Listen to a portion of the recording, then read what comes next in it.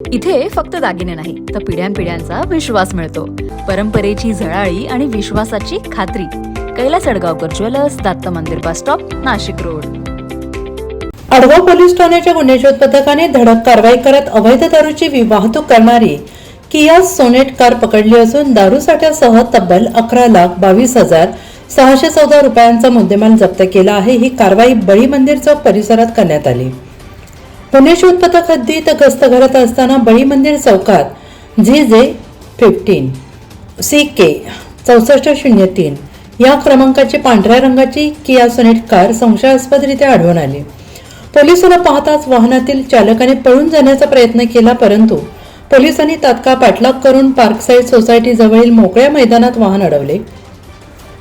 वाहनाची कसून झडती घेतली असता त्यात विनापरवाना अवैध दारूसाठा आढळून आला.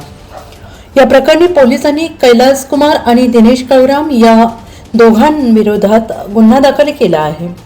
पोलीस अंमलदार कुणाल राऊत यांच्या फिर्यादीवरून ही नोंद करण्यात आली आहे. पोलीस आयुक्त संदीप कर्णे, पोलीस उपायुक्त किरण कुमार चव्हाण, मोनिका एन राऊत आणि सहाय्यक पोलीस आयुक्त शेखर देशमुख यांच्या मार्गदर्शनाखाली वरिष्ठ पोलीस निरीक्षक प्रवीण चव्हाण यांच्या गुन्हे शोध पथकाने ही यशस्वी कारवाई केली आहे. जप्त मुद्देमालाचा पंचनामा पोलीस हवालदार मनोज परदेशी यांनी केला.